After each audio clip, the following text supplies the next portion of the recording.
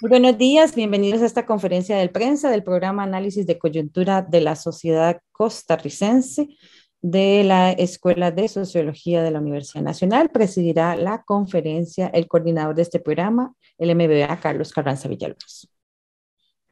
Buenos días, pedir disculpas, pero lo atraso porque son inconvenientes fuera de nuestro alcance de tipo de conexión, pese a tener una conexión bastante amplia.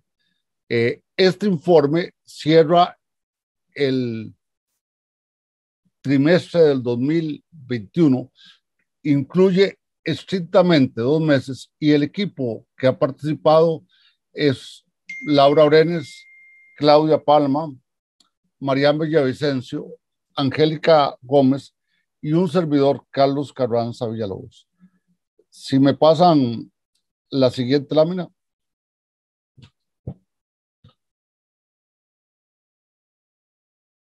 La agenda.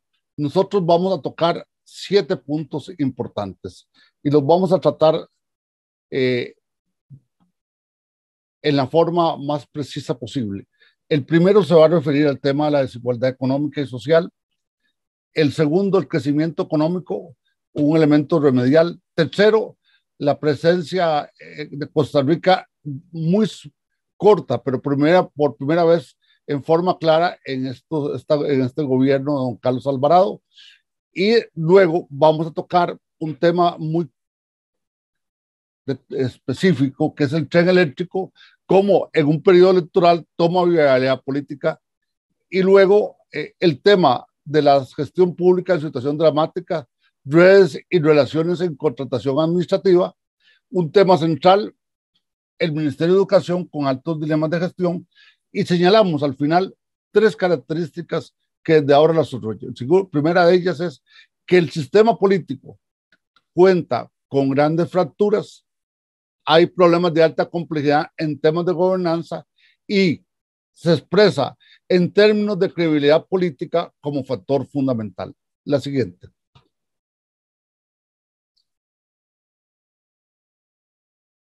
Si tuviéramos que decir qué caracteriza a Costa Rica como elemento de largo plazo, ya no de una coyuntura, sino que lo venimos señalando en los últimos 7 años, 8 años, es la desigualdad y la política y la brecha social. En primer lugar, Costa Rica es un país de renta media, como sitúa a Costa Rica la OCDE, con sectores económicos muy dinámicos, por ejemplo, en el software, en alta tecnología, y con un desarrollo de la economía de servicios, pese a que el turismo, debido a las condiciones, perdió vigencia, pero en su conjunto la economía de servicios tiene un rol central y se ha reactivado como elemento importante.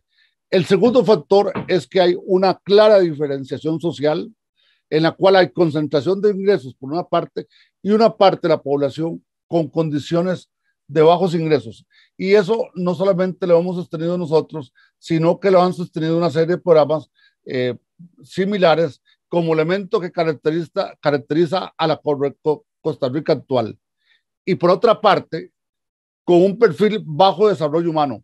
Recordemos que a nivel regional, posiblemente en ciertas regiones del país, y está comprobado en parte, tiene más grado de pobreza. Y la otra, el rasgo notorio, el tercer rasgo notorio, se refiere a que las políticas sociales no han logrado, no solo en este gobierno, sino casi por más de una década, ser políticas sociales que ayuden a disminuir la pobreza, a mejorar la movilidad social y lograr permitir esa cifra entre el 20 y el 25% nos da una clara precisión de esta situación. Pasemos. El segundo elemento que estamos examinando es que la política exterior en este trimestre toma relevancia. Primero, disculpas por la fe de rata, la cumbre de Escocia, COP26, era importante participar más si entendemos que Costa Rica, por más de 3 décadas, ha sido un país con una presencia en temas ambientales como tema central y referido al tema de cambio climático.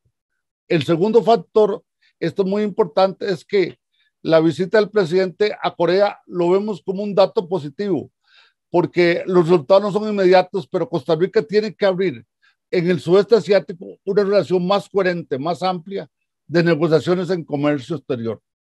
El tercero, el no reconocer al gobierno electo, no al Estado, y el proceso electoral correspondiente. Es decir, Costa Rica es uno de los países que hace una crítica muy fuerte a las elecciones en el caso de Nicaragua y señala una posición muy firme en una materia que es muy clara, no hubo el proceso abierto y transparente. Estos tres elementos son nuevos, salvo el de Nicaragua, que lo había hecho el presidente en dos momentos. Al principio de su gobierno, las críticas y algunas conferencias internacionales, pero no solamente a Nicaragua, sino también a Venezuela. Hay que señalar lo siguiente. El tercer elemento es el crecimiento económico, es un elemento remedial a la crisis fiscal costarricense. Ahí señalamos que el crecimiento esperado de 3 a 5.4 permite al gobierno contar con mayores recursos. Esto permite disminuir el déficit primario y contar con recursos para finiquitar el año. Y posiblemente los primeros meses del año va a poder tener en caja resuelto el problema de cierre de administración, pero esto no significa que la situación estructural que Costa Rica tiene se vaya a solucionar.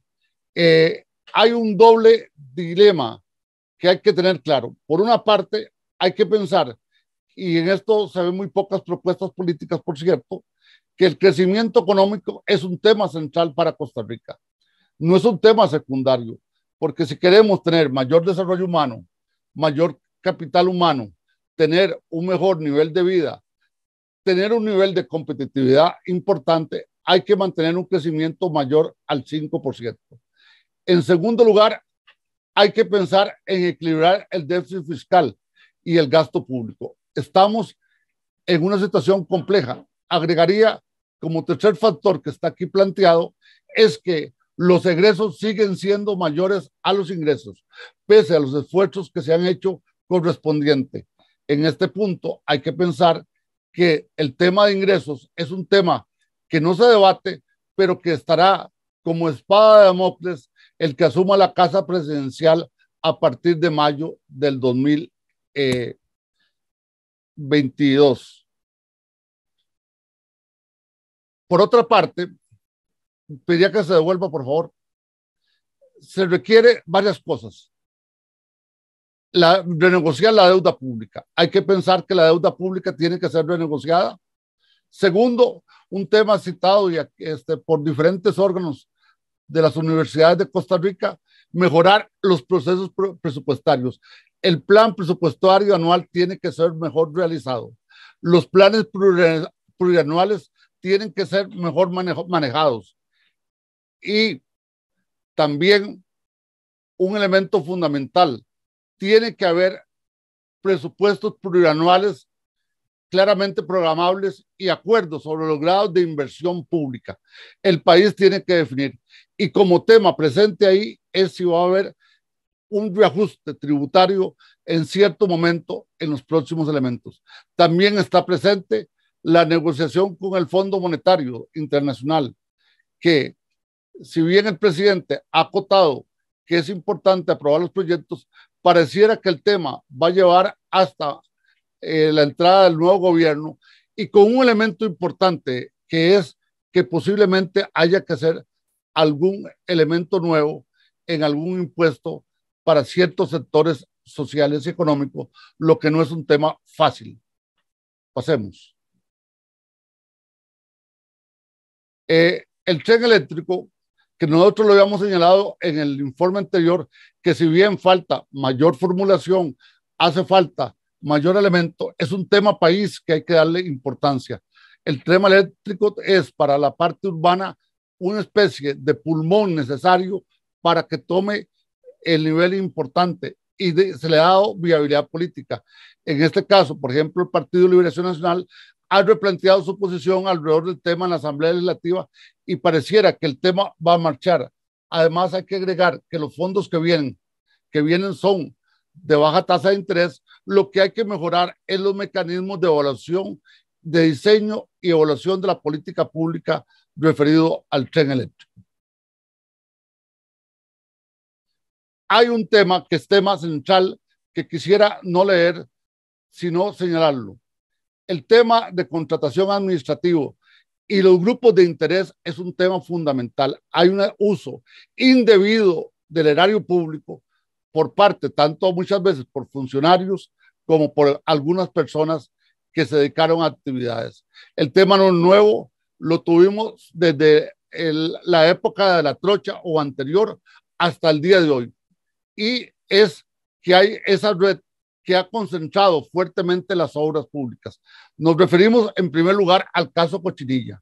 El caso Cochinilla, que fue presentado en el informe anterior, decíamos que no hay ni la formulación adecuada, ni la gestión, ni la evaluación, tanto interna como los órganos competentes, para haber puesto más en evidencia esa confluencia de intereses que rompe cualquier elemento ético correspondiente. El segundo elemento que preocupa es el caso de AIA, porque aquí ya no es solo empresarios, sino aquí en el caso participan, en el caso Azteca, participan el narcotráfico y puede ser una tendencia que hay que estudiar más a fondo para ver si este tipo de situaciones se van a dar. Cuando grupos de este tipo comienzan a tener esas relaciones, hace más compleja la gestión pública. Y el tercer elemento, el tema del régimen municipal. Recordemos que se le trasladaron recursos al régimen municipal y además el proyecto BID da mucha obra de infraestructura. Este es un tema donde se ve que no hay controles adecuados, que hay relaciones directas y posiblemente haya, cuando esté el proceso judicial dado, se demostrará situaciones que no van alrededor de esto. Aquí quisiera hacer un señalamiento.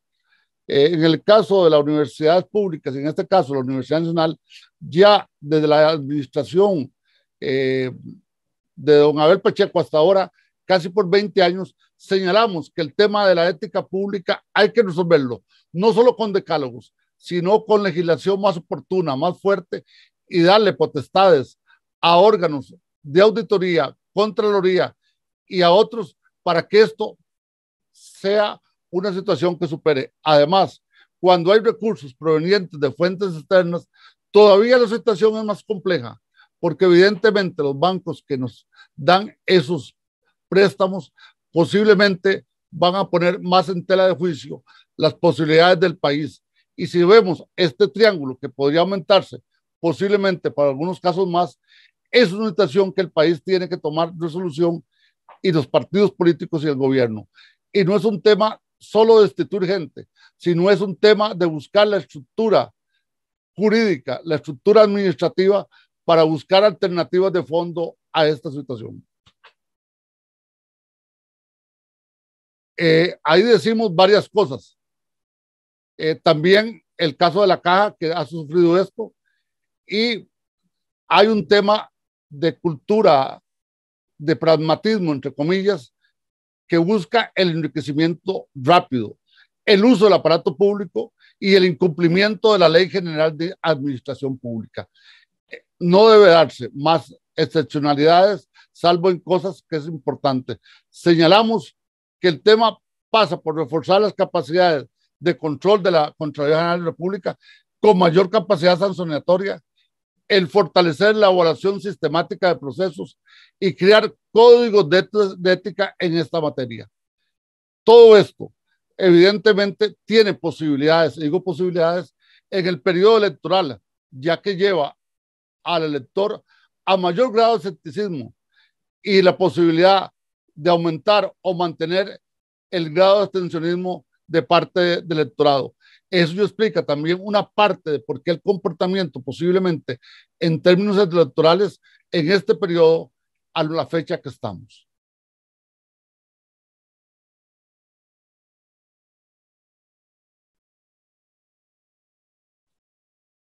Decíamos, distinguidos y distinguidas comunicadores, personas presentes, que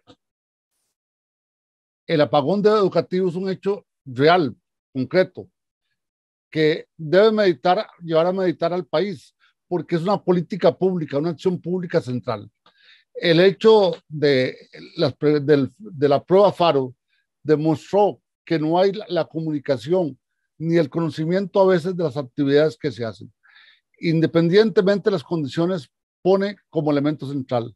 La otra parte es que los temas sexuales deben ser tocados, pero posiblemente el lugar que se hizo no era el lugar correcto y más al público meta que iba a ser dado. Necesitamos hacer un esfuerzo mayor en educación virtual. Al comienzo de esta conferencia, situábamos que la brecha social es fundamental. Todavía tenemos una alta brecha digital. En estos días se ha autorizado que se compren equipos para una serie de estudiantes de los fondos que había para esa cuestión, pero es un tema que hay que replantear. Y si vamos a trabajar en diferentes momentos con la parte digital, tenemos que mejorar la preparación de educadores, de personas, para que este sea un tema nítido. El tema de educación también supone que la dimensión misma del Ministerio de Educación hay que tomarla en cuenta. Un ministerio que casi llega a 90,000 funcionarios, con estructuras de diferente tipo y que requiere replantearlo como un tema de agenda nacional, de agenda pública, de partidos políticos, de sociedad civil y diferentes grupos. Esto termina evidentemente con la renuncia de los jerarcas. Sigamos, por favor. ¿Qué hacemos como elementos? Y aquí no son un elemento electoral, no. Es que encontramos que hay temas sin resolver, la gestión educativa, el grado de desigualdad presente, lo que señalamos en el informe anterior, que es el crecimiento de la violencia en los niveles hacia la mujer, del crimen organizado con los sicarios y las formas que algunos grupos toman y hacen hurtos, robos en forma violenta en diferentes partes. Y también un elemento que hay que tomar en cuenta, la pérdida de valores de una ética pública de alguna parte, no de todos, de la administración pública. Eso nos lleva al segundo punto. Estas fracturas también se dan por inadecuadas políticas en política social, política educativa y en ciertas áreas que llevan a la creación, al manejo indebido de recursos públicos por parte de administradores y terceros. El país tiene que repensar esa parte fuertemente. Retomo el tema del sistema político, tiene fracturas, hay que mejorar la gobernanza, hay que mejorar la gobernabilidad y evidentemente hay que lograr que los recursos públicos se mejoren y se manejen. Tenemos que entrarle a los problemas tanto de crecimiento económico como desarrollo social y, por supuesto, fortalecer la democracia. No sé si queda alguna. Y cerramos diciendo lo que ya indicamos, que la gobernanza y la gobernabilidad hay que hacerlo con políticas públicas de trazabilidad a largo plazo. No estamos hablando 6 meses, 12 meses. Hay temas que ligados a presupuesto plurianual deben haber políticas de largo plazo. Y la otra parte, evidentemente, toda esta situación trae la pérdida a veces de la ciudadanía alrededor de este tema como tema central y como tema primordial. Con esto dejamos la primera parte de la conferencia, que era el examen de coyuntura, y vamos a pasar a 14 ideas sobre el proceso electoral como elementos correspondientes y luego abrimos el periodo. El de 14 ideas, debido al tiempo, lo voy a hacer muy resumido, lo voy a hacer muy corto porque estamos contratiempo.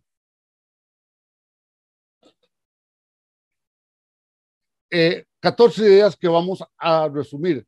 No son sobre el tema de encuestas, sino de lo que se está dando en la campaña. La primera de ellas, muy corta pero muy importante. En estos momentos hay oferta diversa, pero pareciera que la demanda de los electores ante candidatos y las propuestas no son lo que el público espera. Esta deriva en una segunda tesis que indica que las propuestas de los candidatos no llevan las expectativas de la sociedad, que posiblemente se está expresando en la intención del voto hasta el momento actual. Algunos temas no son tocados con profundidad, tanto en la publicidad o propaganda como las mesas redondas. El estilo live o el estilo de frases cliché ha dominado en los debates. El tercero, en el lenguaje político pareciera que hubiera un agotamiento del discurso político porque se dan muchas frases trilladas o posturas sobre las capacidades, pero las ideas no se encuentran terminadas como elemento fundamental. Pasemos a la siguiente. 4. Los programas políticos son presentados al Tribunal Supremo de Elecciones, que es un elemento novedoso, pero no son usados en las campañas y los debates. Se da el caso que alguno ha afirmado de que fue por cumplir. Evidentemente, el programa debe ser más que un cumplimiento, debe ser un compromiso democrático de los partidos políticos. Y el otro elemento es, hay diferentes posiciones ideológicas de los candidatos, pero esto no se manifiesta claramente al plantear al elector sus compromisos, sus puntos de vista. Y la otra, que es muy evidente, en las redes sociales, estoy hablando en Facebook, estoy hablando en Instagram, en Telegram y otras, las redes sociales presentan a los candidatos, solo enuncian sus bondades, pero no plantean temas con claridad ante la comunidad. Es decir, si bien es tiempo corto, la imagen o ideas no están claras al presentarla en las redes.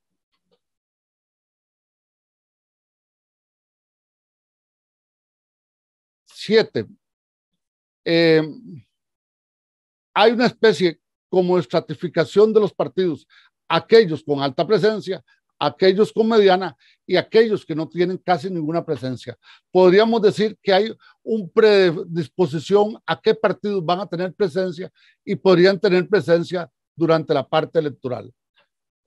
La otra cosa que se ha convertido, si en la política de hace 8 años o 10 años, la presencia ante grandes masas era fundamental, ahora la política se hace más ante pequeños grupos, ante comunidades cercanas y también se transmite eso.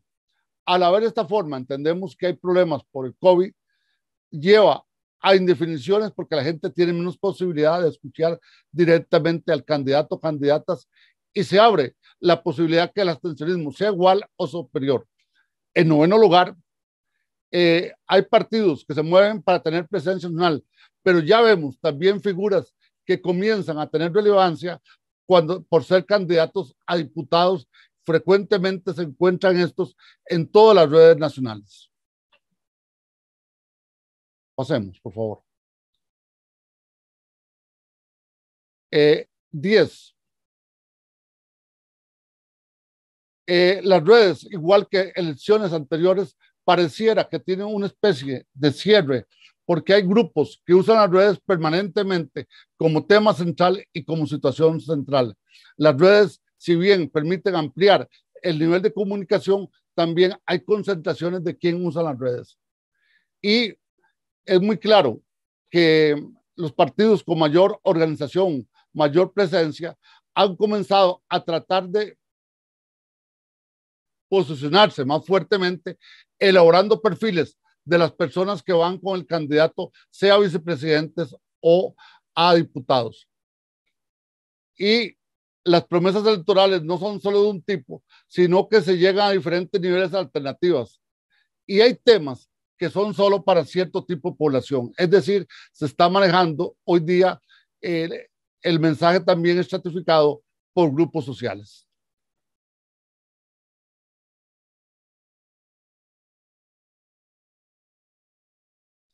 13. ¿Qué sacamos como conclusión? Que deberíamos hacer mayores esfuerzos para mejorar el mensaje electoral, para lograr mayor calidad democrática, que no siempre están presentes en el discurso político. A la par de esto, que viene ligado a todos los informes nuestros y de otros centros, es que hay temas como déficit fiscal, desigualdad social, o otros como brecha tecnológica, y otra, la parte de reactivación, crear empleos, que no son vistos tan fuertemente en la campaña. Además, con los debates que han existido con tantas personas, eso también limita esas posibilidades. Con esto presentamos las 14 ideas que hemos desarrollado en este apartado y por supuesto quedamos a las órdenes de ustedes y muchas gracias. Muchas gracias. Don Carlos, le solicitamos por favor hacer un resumen de 1 minuto para la grabación correspondiente. Con mucho, usted me dice cuándo. Adelante. En el día de hoy hemos presentado 2 informes. El primero está referido a los últimos 2 meses de octubre y noviembre, donde señalamos los principales elementos que constituyen la coyuntura. Hemos señalado temas tan persistentes como la brecha social, la desigualdad, pero también hemos planteado el tema de la desigualdad social y como tema central el tema del problema en contratación administrativa y también los temas que tienen que ver con la ética pública, con la gobernanza, pero también los temas que son primordiales de resolver en este momento. Indicamos también que hay un recambio en política exterior. Esa es la primera parte. En la segunda parte hemos presentado 14 proposiciones sobre el proceso electoral, señalando el manejo de redes, el manejo de imagen, la poca profundidad del discurso de los candidatos, la diferencia de los discursos en 3 grandes grupos de partidos. Hemos también planteado que posiblemente todo este panorama lleva a la indefinición del ciudadano y al abstencionismo. Cerramos diciendo que hay que fortalecer la democracia con una calidad democrática y también, para decirlo así, tener en cuenta los temas centrales como déficit fiscal, deuda social, crecimiento económico y capacidades que el país debe asumir en temas como la violencia. En síntesis, hemos presentado el balance de estos 2 meses. El otro elemento novedoso para cerrar es que si bien hay crecimiento económico, este no llega a todos los sectores sociales y económicos. Gracias. Muchas gracias. Abrimos el espacio de preguntas. Luis Diego Marín pregunta, ¿cuáles son los indicios que evidencian que la desigualdad, pobreza y violencia profundizan la crisis? ¿Están hablando los candidatos presidenciales de este tema? Muchas gracias a Luis Diego, un placer saludarlo de Radio Colombia. Bueno, el tema es muy importante porque la desigualdad social lo hemos venido señalando por más de un quinquenio. Un país que tiene desigualdad no puede tener mejores condiciones de vida. Tiene que buscar fortalecer una mejor distribución de riqueza y hay que buscar también que haya mejor elemento de desarrollo humano y como factor una política social clara. Ahora, lo que pasa es que los partidos políticos se mueven en acciones muy concretas, muy pragmáticas, como dijimos en las 14 ideas, y muchas de ellas no son una alternativa a una política sustantiva en política social, pero también en recuperación económica. ¿Alguien tiene alguna otra pregunta que desee externar, sea por el chat o abriendo el micrófono?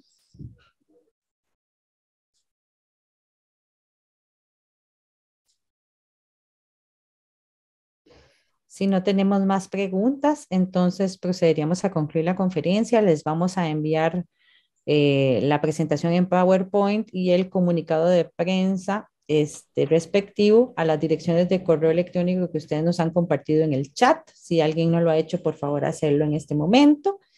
Y posteriormente, pues quedamos a la orden para las consultas personales que quieran tramitar a través de la oficina de comunicación en el teléfono que se indicará en el boletín de prensa.